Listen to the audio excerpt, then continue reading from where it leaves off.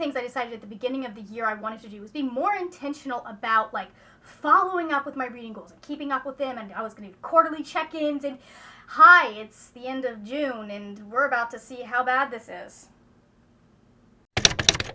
Hello my lovely friends, it's Margaret. Welcome or welcome back to the channel, and if the intro didn't clue you in, we're doing the mid-year freakout tag. We are going to check in with my reading goals, and there is a new mid-year check-in tag going around, or an updated, like a mid-year check-in 2.0 that Jesse the Reader did, and I like some of the questions that he has on that one, and I also have a lot of books that I would love to talk about as we hit the middle of the year. So I figured, ¿por qué no los dos? If you want to skip ahead to those tags, I will put the timestamp right here. We are going to take a look at what I was planning on doing at the beginning of the year and where we are with that now. If you want to see the full video where I go into my goals and I discuss why I chose specific goals, I will have it linked up top. For now, we're just going to go over the numbers. First two goals are just annual repeats. They are the same every year. Those goals are to read 100 books in the year, and then for 50 of those books to be written by authors of color. Currently, I'm sitting at 40 books for the year, so we're not terribly behind, but we need to catch up a little bit. I don't want to be scrambling when we get to December, because I'm always scrambling when we get to December. The good news is I did create a readathon just for that. If you haven't heard of the mid-year reading scramble, my TBR is up here, and I will have the announcement video linked down in the description box. As for the authors of color goal, and I don't think we're going to make much progress with this in January, but I think starting from August going on, we're definitely going to need to put a focus on this. Clearly, I have been neglecting it. I am currently at 11 books by authors of color. That is a full 14 books behind where I need to be. The past years, I haven't found it very hard because I just naturally, those books pop up on my feed because I've read other books by those authors, but because of what I've been trying to do for projects, I obviously need to pay more attention to this goal. Another goal that I have for this year is to read 24 books off of my physical TBR. Currently, we're sitting at 9. I'm not really worried about that goal. I think if I continue doing some of the things that I've wanted to do, with vlog projects, I think I'll be able to manage getting the rest of those books read and get all 24 by the end of the year. I just need to make sure that I am still remembering to pull from my physical TBR. The other reading goal that I had was for 6 series to be finished. Yeah, we're not there yet. I haven't finished a single one. I have made progress in 3. One of them would be a really easy finish because the last book just came out this year. But have I read that yet? No. Maybe going into the second half of 2023, I will take a look at that and see if I can work on that. Granted, if things go the way they should go with the R Squared book club, I will be finished at least the Arusha series by the end of the year. And then we have the goal that I am potentially doing the worst on, which is to read 12 books. So that's 1 book a month that I reread. We've reread 3. What if I just reread 9 volumes of Fullmetal Alchemist? That would catch me up, right? I also had some channel goals. As far as those go, I have adjusted some of them. The first one that I had was to have the bi-weekly sprints. Just with the way that my schedule goes and things that I want to do with my life, I actually have gone down to weekly sprints. I want to be able to get on sprints with my friends, and also I am DMing another game, which means that one night every other week I'm not available. Saturday mornings at 9:30 is where we go, and that's what we've been doing. The other one that I definitely need to do is I was supposed to be redoing 1 video review a month. I've done 0. A dedicated video review. I've got a vlog that might be able to count for 1, and I've got an actual Fresh Reads Friday that for a book I finished last year, that I need to put up. I also was supposed to be putting out 1 recommendations video a month. That's not happening. Honestly, those two, just because I've gone down from 2 videos a week to just 1 video a week, I think those two are just going to have to be pushed to the wayside. Now, what I could do is I could say that I would like to do 1 recommendation video and 1 review video a quarter. For Fablin, I was supposed to do 1 Fablin video per month, or 2, because 1 was supposed to be a rec video, but that didn't happen. I haven't been as on top of Fablin as I would like to be, and then I'm also going to be taking July and August off of Fablin because I'm doing readathons, and I just was like, you know what? I don't want to have to deal with that. I'll be back in September. When all of that is over, we'll be back in September with the Fablin videos, and you might just you might just notice that some things have changed. You might not notice that some things have changed. I'm still deciding whether I want to make some tweaks and adjustments, continue on as is, yada, yada, yada. But I have some ideas, and I would like to see if I can work them in. The other goal was for me to have 6 themed vlogs for this year. I have 3 that I have posted so far, at least 2 more that are filmed. Like, all of my vlogs at this point are themed vlogs. I don't even do weekly vlogs anymore, really. I mean, like, I might do them over a week, but I don't do weekly vlogs anymore because people just don't care. They want to see you start and finish a book, I feel. And I don't have the audience that's going to be tuning in every week because they want to see what's going on in my life. My life is the same every week. I'm not doing anything interesting. I go to work. I come home. Sometimes I play D&D.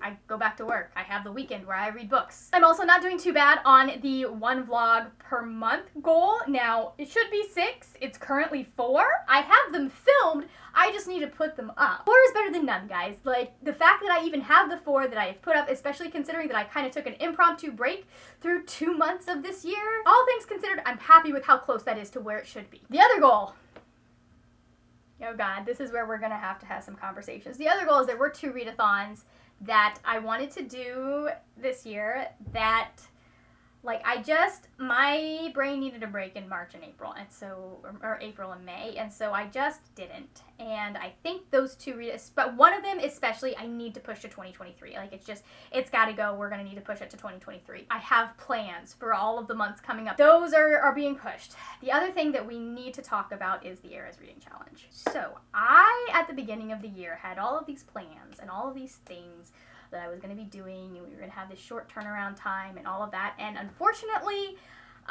it just, like, it wasn't sustainable for where I was in March and April, and I fell behind. And so at this point, I think, like, if you guys want to continue on with the Eras Reading Challenge on your own, I'm going to put up some of the stuff. I'm also going to probably, like, do some polls on the Twitter just to keep the Twitter active, but the Eras Reading Challenge as it is, I'm not going to be running it, really. The Eras Readathon in December will be coming back in December, and I have plans for that. I'm so excited for kind of the concept that I have for the Eras Readathon when it comes back around December 13th. But the Eras Reading Challenge, by the time I had and I've not wanted to admit it, but by the time I had the mental space to actually be keeping up with it again, I was too far behind. So we're gonna call it for this year. She's doing another year of tour. So maybe in 2024, maybe we'll try something then. I don't know. Like, I think it would be fun to continue to have stuff that we do for the Eras Readathon throughout the year. Maybe do more of the pop-up readathons. Potentially I might do some of that. But as a year-long reading challenge, it's me. It's not like with the Avengers Reading Challenge where I had 4 other co-hosts to fall back on when I wasn't necessarily able to uphold, and also to help hype me up and all of that. So, like, we recognize our limits, and I'm not in a place where I can run a year-long reading challenge to the level that I want to. So we're not going to. We're just going to take a step back. The other thing we've already discussed, the other goal was to have quarterly check-ins. And let me tell you how it went this year. I saw the quarterly check-in alarm come up on my phone, thought, I'm not going to worry about that now, swiped it over, and then promptly forgot about it. That tells you how well those are going. I'm gonna try this time. We'll try to do another quarterly check-in in September. And maybe I'll do that like one of those things like I do with the planning sessions that I've been doing. Maybe I do that as one of those things that I do on my Discord, because if you don't know, there's a channel Discord linked down in the description box. And sometimes, occasionally, I will do things like planning sessions and other things that are just for people who are in my Discord. The Discord is free, by the way. I don't have, like, eventually there may be tiers. If I get to a point where I have a Patreon and stuff like that, there may be tiers eventually that, like, are paid for. But the majority of the Discord currently is just, like, come hang out with me. I wanted a place where everything could be centralized and wasn't dependent on Twitter. So those are the stats. Now it is time for the original mid-year freakout tag. We're gonna, like, come out of the gate running because, like, it's obviously Painted Devils by Margaret. It's so good and I love it so much, and this is going to be my favorite book of the year, guys. Like, there's no ifs, ands, buts about it. the things you would have to do to top this book for me. Is it possible? I don't think it's possible. I just don't think that it is possible to do that. This is the second book in the Little Thieves series. First book, we meet Vanya Schmidt. It is a retelling of Goose Girl. She is the servant. We are exploring so many more of Vanya's issues in this book. Like, there's so much trauma, and, like, just, like, the girl needs therapy in the first book, and then it's worse. I love this series so much. You're going to hear me talk about it so many times, and there's no way for me to, I'm sorry, I gotta talk about it all the time. It's so good. Another one that I want to mention right off the bat are the Murderbot Diaries. This is Rogue Protocol. It is the third book. The first book, I think, has probably been... Actually, no, I think probably my favorite so far has been Artificial Condition, which is the second book, but I don't have that. But I do have Rogue Protocol to hold up for you guys. It's about a security robot that has gone rogue, but for them, going rogue is just they're trying to live their life unnoticed by people, so they don't have to start working for, like, the company again, and they just want to sit and watch their little Sanctuary Moon show. And I love them so much. The second question is going to have the same answer as the first question, but that is, what is the best sequel you've read so far this year? So far this year, Painted Devils and Artificial Condition. So far this year, it's not changing. Like, I do not see it changing. Artificial Condition could change because there are more books in the series that I'm going to hopefully be getting to this year. But still, it's like those are just so good. The Murderbot Diaries especially are just so well, for novellas, they're so well paced and plotted. They're character driven, but there still is like an event or a thing that happens in each of them, and it's just so well done that it all revolves around the character, so you don't feel like you're missing anything. They're just such tight novels. They're good. They're good. The next question is a new release you haven't read yet. Chain of Thorns by Cassandra Clare. I was so excited for this book, and I'm still excited for it. It's the third book in the Last Hours series. In the Last Hours, we follow the children from the characters in the Infernal Devices series, which is my favorite of all of Cassandra Clare's books. I'm scared of this one. Number one, look at how thick this is. It doesn't need to be this thick. It doesn't. I don't care. Cassandra, it didn't need to be this thick. The other thing is I've heard things, and I don't know, like, I've heard things, and so I'm worried. Like, I know that what I want to happen is going to happen, but I'm also worried about what's going to happen with some of the other characters. It's the last book in the series. Those are always scary because someone always dies. Something's going to go down. Something's going to happen, and then we will have the angels come in with angelic fire to save us, because every single Cassandra, like, spoiler alert, every single Cassandra Clare book, angelic fire is the answer. That's just the way that she ends her books. Another new release that I just want to put out there is The Shadow Sister by Lily Mead. This is about a girl whose sister comes back from the dead. Like, they thought she was missing and gone for years, and then she shows back up again, except the sister, like our main character, is like, wait, something's off, something's weird, something's not going right. And I just, look at how gorgeous this cover is. Okay, you see this? You think that's pretty? Wait for it. Look at that. Do you see that?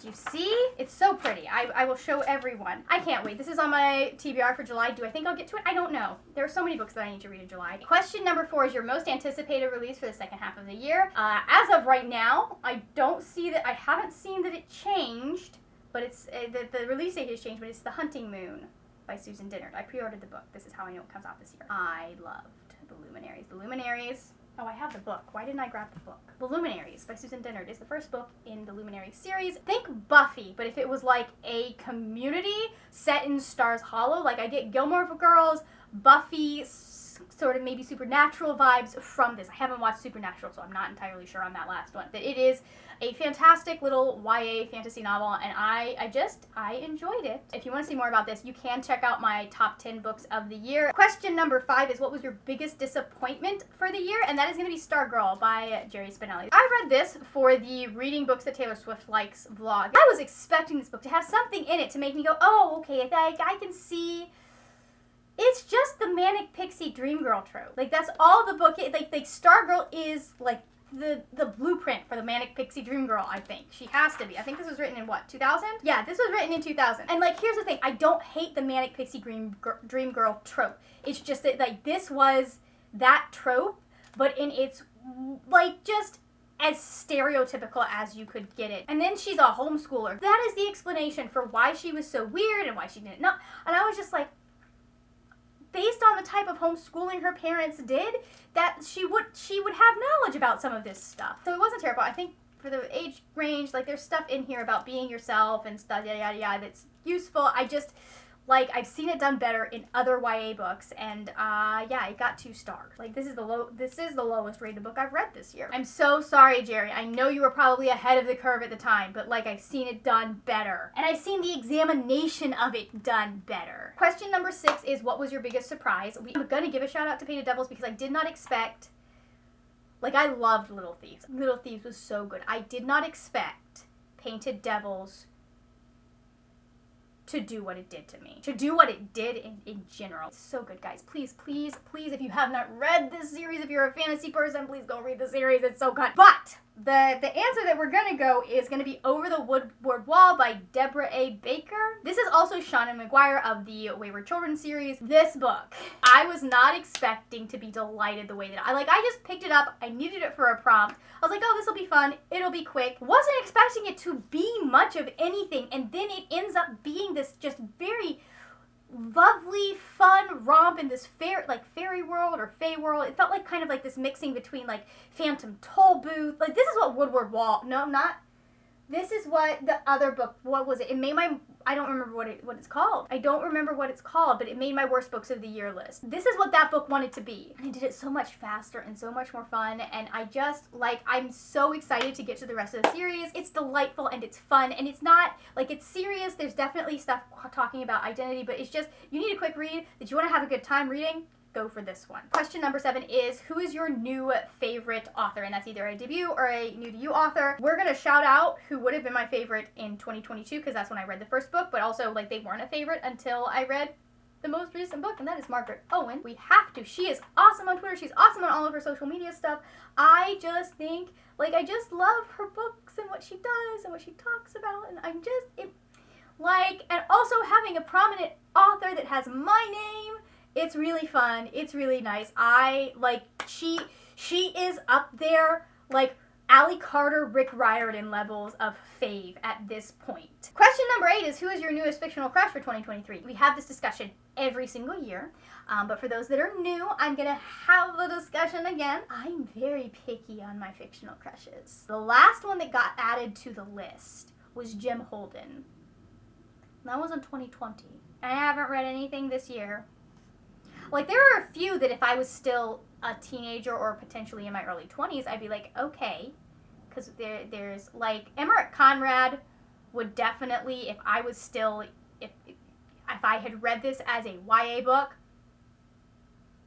the boy would be able to get it. Like he would be that Margaret's Will Herondale. I just, like, number 1, I read a lot of YA, so that's just a little weird. And number 2, there's just a level of, like, there's a tier of extraness that you have to get my romantic interest. And so, no, I don't extraness. Like, not extraness. Like, not, like, extra, but, like, there's just, you have to be a step above in some way. There has to be something about you that makes me go, you know, I want him to simp for me, too. That's what I need. I need a man that I look and go, I want him to be obsessed with me. It would be really interesting to redo this tag at the end of the year and see if any of these answers changed. Maybe I will.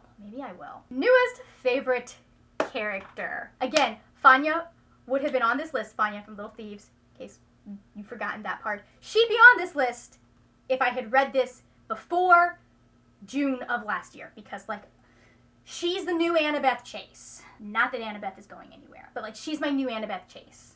Like, her, Naomi Nagata, Annabeth, like, put them all together, Lila Bard, just favorite characters of all time. She's on that list. Question number 10 is another discussion that we have to have every year, but what is a book that made you cry in 2023 so far? I don't cry. The last time I cried, I didn't fully cry.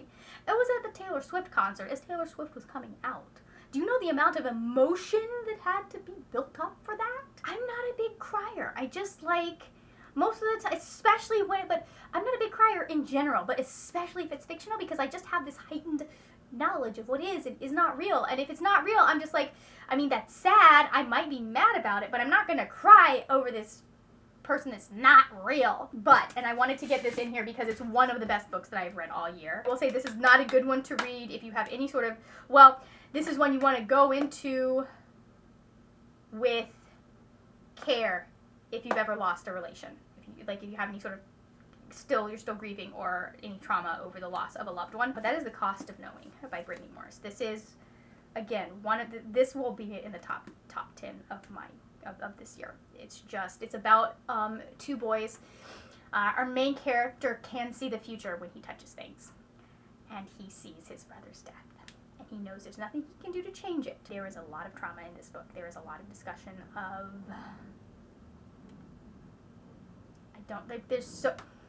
just go into this knowing it's going to be sad and it's going to hit hard, but it's also hopeful. I don't want to give too much away because it is such a good book, and part of what is good about it is going through and experiencing these things with our main character. From there, we're going to go to a book that made you happy. I am going to go with A River Enchanted by Rebecca Ross. This is going to be really funny to a lot of people considering how it ends, because it's part of a duology and it ends on a little bit of a cliffhanger. I had a great time reading this book. There are parts of it that I'm like, why would we go there first instead of going to the more recent book? But I just had such a good time. This is about this is about a few people, but the main sort of through line is we've got this character named Jack. Yeah, we have this character named Jack that's been summoned back by the daughter of his clan's chief because girls have been going missing, and she believes that he may be able to help her. Their clan's bard died many, many years ago, and so she thinks that they do need a bard to be able to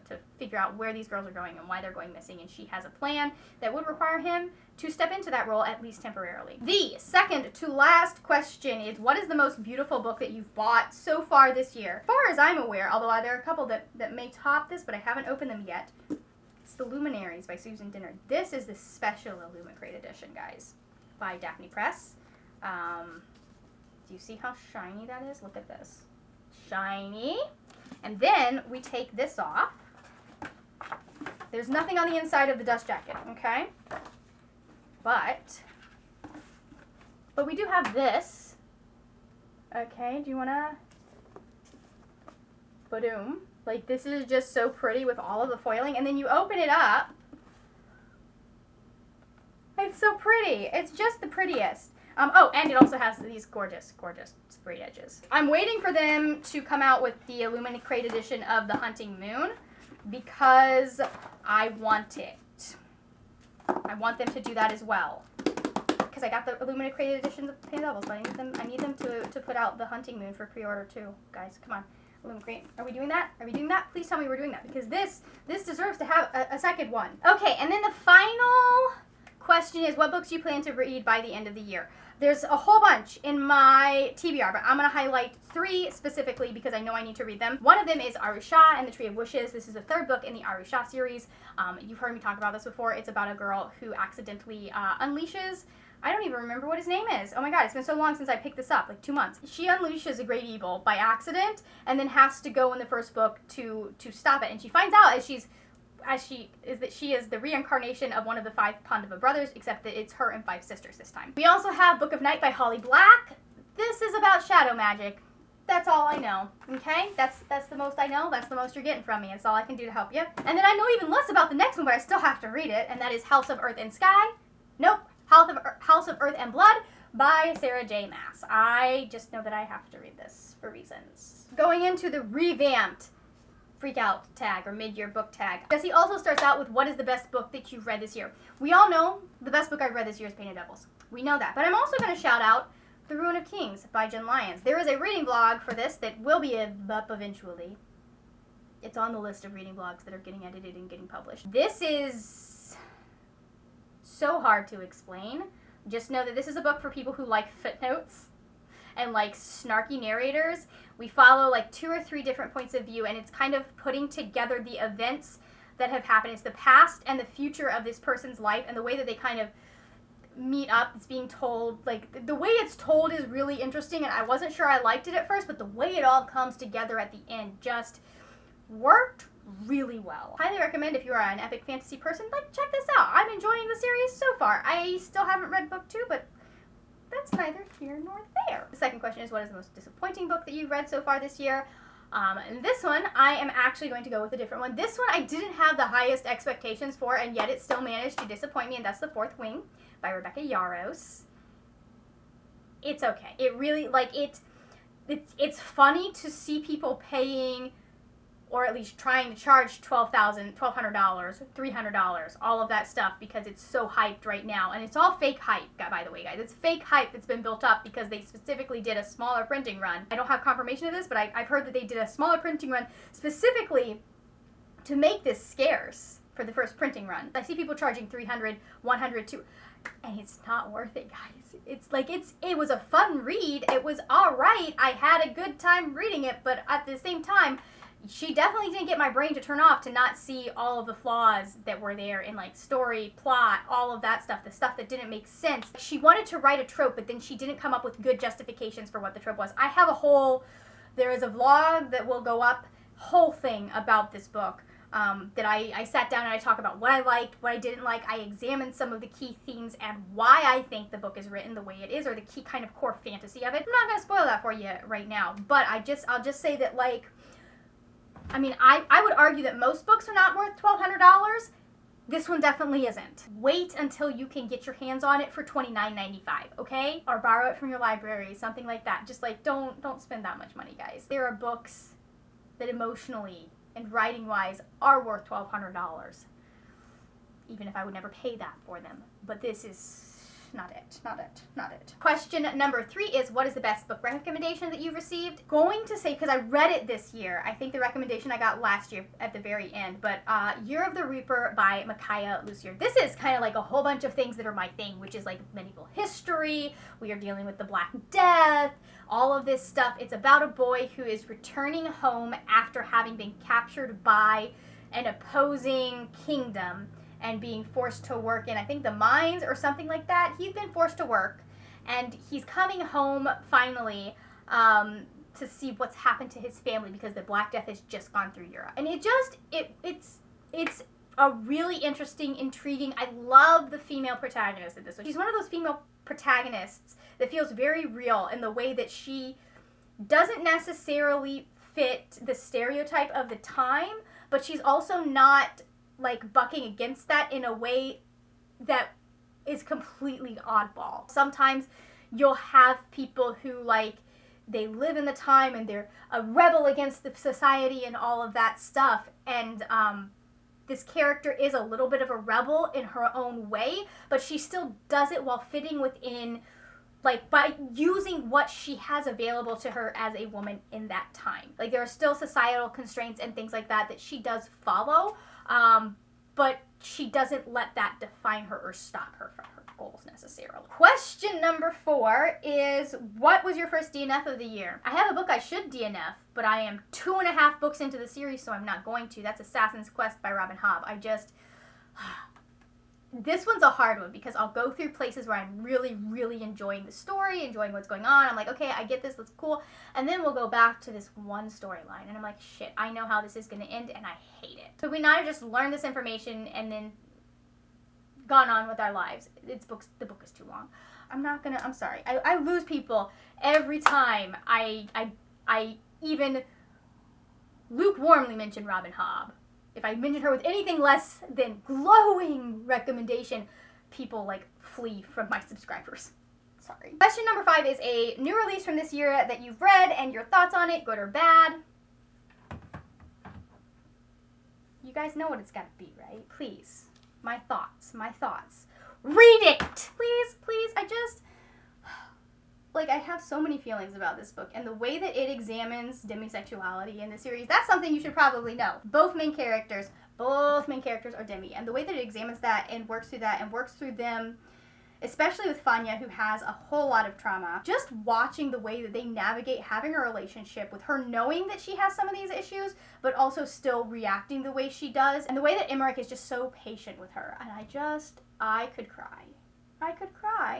It's beautiful. I want to find the sweet spot between, like, having enough people that have read this book that I can talk about it and we can have a good time discussing it, and maybe when the next book comes out we can scream about it together in the group chat, but also not so many people, not so many people that when Illumicrate releases the special edition for book 3, I am having to fight for it like I had to fight for Taylor Swift tickets. Question number 7 is a book that came out in the first half of the year that you want to read and a book coming out in the second half of the year that you are anticipating. You guys know it's The Hunting Moon. At this point, that is my most anticipated release for the rest of the year. I do have Don't Fear the Reaper by Stephen Graham Jones. This is the sequel again to My Heart is a Chainsaw, and I don't know I have no idea really what's going on with this. I know we're following our main character a few years later because she does get arrested at the end of the first book. We're following her a few years later. There have been some other deaths that have happened, and I'm really excited to see where this goes. I think it's supposed to be a trilogy, and it's so ridiculously, like, the first one was just so ridiculously creepy and campy, and I enjoyed it. It's for people who like the specific thriller trope. For that one was, like, camp horror. Like, at a sleepaway camp horror. Our main character is Native, and she's also very much the odd one out. Anyways, there's some stuff that's happened to her in her past and things like that. And she relates everything, like she is obsessed with horror movies. In the first book, she's seeing things happen and she's starting to go, wait, am I in a slasher? Specifically, actually, no, it's the trope is slasher. So I don't know if there's going to be a specific trope on this one, but one of the things that I liked about Don't Fear the Reaper. One of the things I liked about My Heart is a Chainsaw is that even though I wasn't allowed to watch horror movies and I haven't gotten around to watching most of them, but the way that it's written, you don't miss out for not having read those. Stephen Graham Jones is a possible new fave. I need to read more of his stuff, but like, so good. Creepy and gory and like really gross in places too. So like go in knowing what you're getting into, but it is good. Question number 7 is, what is the most beautiful book you've added to your collection or a beautiful book you'd like to own? We've already seen the most beautiful book I've added to my collection this year, but so we'll go for the second half of that. I want The Little Thieves special edition, like top of the list. I also want the Illumicrate, not just any, the Illumicrate Little Thieves special edition. I also want the Illumicrate Add Some or Shades of Magic books trilogy in Illumicrate, but specifically I need the Little Thieves Illumicrate edition, and I cannot make myself spend $100 on it. I'm trying to find it for like $60 plus shipping, and I want it so badly, and I'm patient. So I will find it. At some point, the series is going to finish, and people are going to realize they don't want to keep it on their shelves anymore, and then they're going to want to get rid of it. And maybe I'll find it at my thrift store, or maybe I'll find it on Pango when people are finally charging a reasonable price for it. I have feelings about people charging $100 for a book that they paid. Like, if it was the whole box, I would pay $100 in a heartbeat. But, like, charging that much for a book, just the book, when the book is like $30 max. I know there's no ethical consumption under capitalism, but that just feels bad. Question number 8 is, what genre have you read the most from this year? Definitely fantasy. I have read, like, sci-fi might be close, or, like, potentially, I don't know. I didn't really analyze too much of that, but definitely, like, I sat down and figured out, definitely fantasy, and that is not a surprise.